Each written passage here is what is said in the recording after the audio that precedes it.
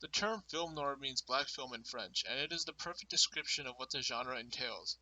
Emerging in the 1940s and 50s, film noir was a cultural reaction to the unbelievable pace of change happening in the world then. Imagine that you were an average person who was 45 years old in 1945. When you were born, monarchs ruled over much of the world, less than 1 in 20 houses in America had electricity, and horses were the main mode of transportation. By the time you were 45, 75 million people had died as a result of the two largest wars in history. Televisions and jet planes were invented, and the looming threat of atomic bombs always lingered.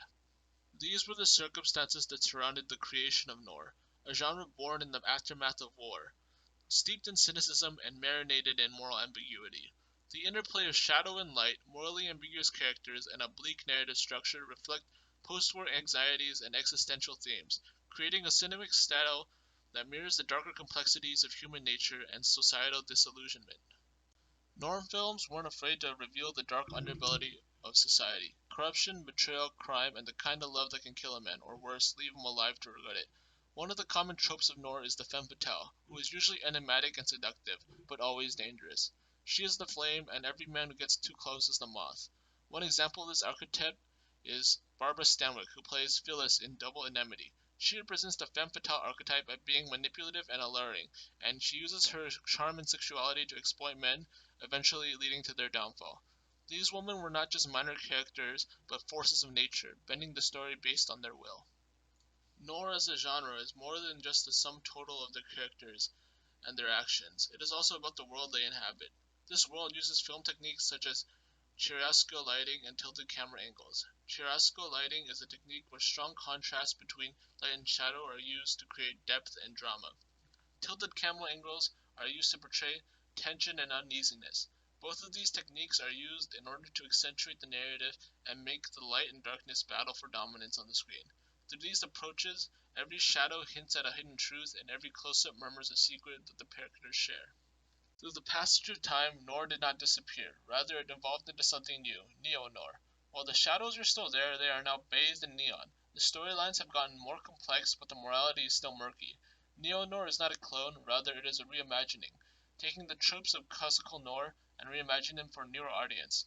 And this reimagining takes into consideration the new ideological climate of a new age. One film that represents this is Nightcrawler.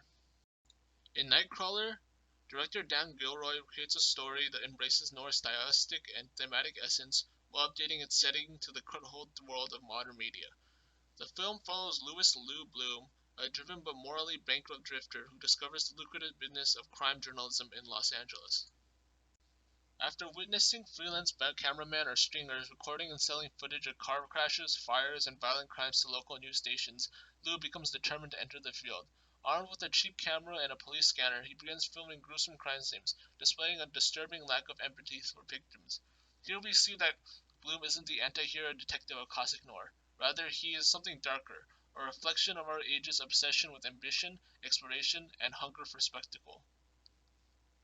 Nightcrawler's mise-en-scène pays homage to Noir's tradition. Cinematographer Robert Elswit captures the urban sprawl in ways that remind one of the chiaroscuro lighting of classical noir. The camera lingers on empty streets, neon signs, and flashing emergency lights. This interplay of darkness and light mirrors the moral ambiguity of Bloom's journey. In classic noir, characters often grappled with guilt and the burden of their choices.